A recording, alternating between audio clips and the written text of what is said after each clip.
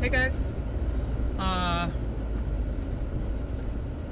am off at lunch because guess who worked too hard and hurt the tendons in the hand? Yeah, that would be me. I've got a couple days where I am just a little bit of recovery and then occupational therapy. Yay. So, that being said, one of the issues that we tend to run into coming out of abusive relationships is, and I've mentioned this before, is boundaries. So the thing is that boundaries do not only affect us in our personal lives, they also affect us at work. And me, I have a really hard time when somebody at work says, well, I need you to do this faster, and my body's going like, no, we're not doing this faster. I have a really hard time saying I can't do that. And a lot of that comes from fear of being fired, for one. And a lot of that also comes from, not having those boundaries in place, both for myself and for the workplace. It's not respecting my body when my body is saying, hey, twinge, twinge. We're not doing so good over here. Don't push it. I'm one of those people who tends to not really know when to quit sometimes. And that can be a good thing or a bad thing. Usually it's a good thing. Sometimes it's not. So that's where I'm having to kind of learn my limits and be able to advocate for myself of, hey, this isn't working for me.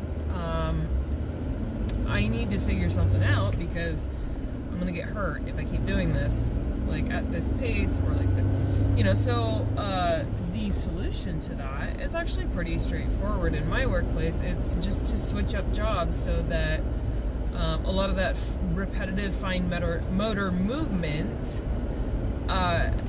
doesn't create exactly the issue that I'm dealing with. I mean, it's a thing. And it's not just me who needs to switch around jobs to prevent something like this. So it's not just me.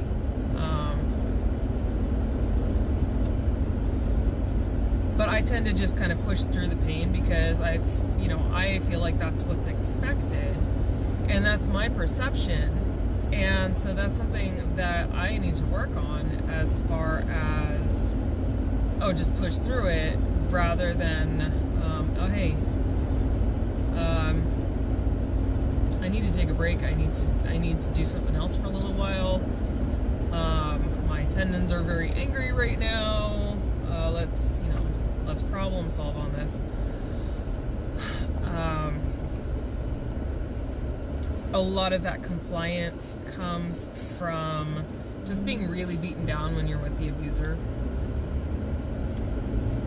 Having the goalposts constantly moved on you, feeling like, what you're doing is never good enough, and you can't do enough, and you've always got to measure up, and you've always got to do what's expected, otherwise it's going to be even worse. We can carry those attitudes and those beliefs and things into the workplace, and that's really not healthy. So that's kind of something that I've keyed in on in what I'm dealing with right now and where that's coming from.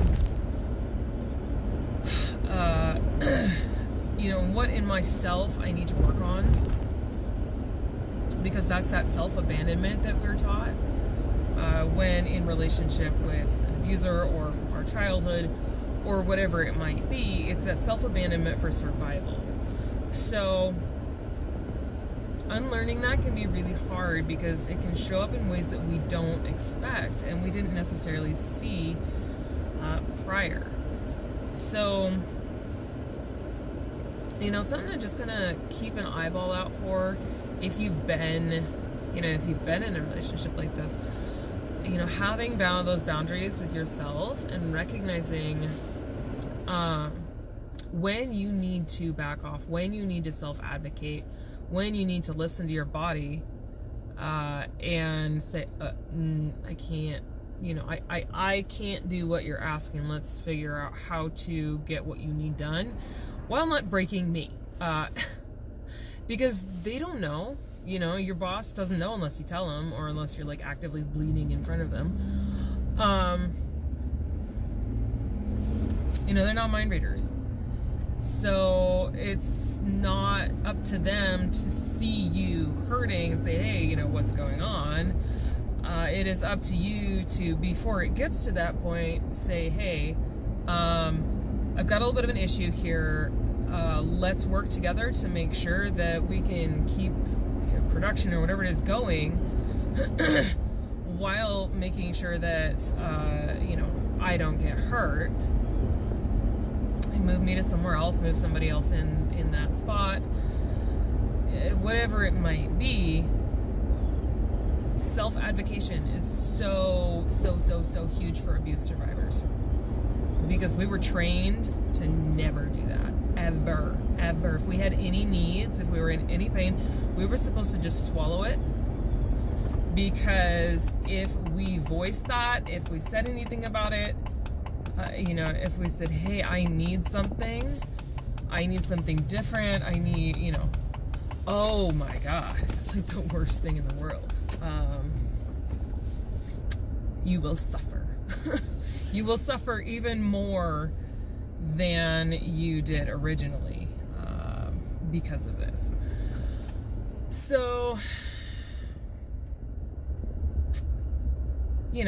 just kind of one of those things that we end up dealing with in those relationships. Some of the fallout we have to learn how to manage.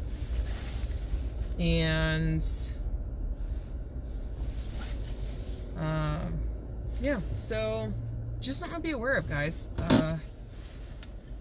If you're struggling with boundaries at work, in your personal life, whatever it might be, take a good look at that. See if you're really self-advocating and you're taking care of yourself. It's definitely a challenge. But the good news is you can learn how to do it to where it becomes more and more natural and just kind of second nature, and where you're not so worried about the fallout or the negative consequences of doing that. You learn to take care of yourself, because if you don't advocate for yourself, it's not very likely that anybody else is going to, unless you talk to them and ask them to do that for you. But really, that's your job. That's your responsibility to self-advocate. So, on that note, I'm gonna go. So, I will catch you guys later. Bye.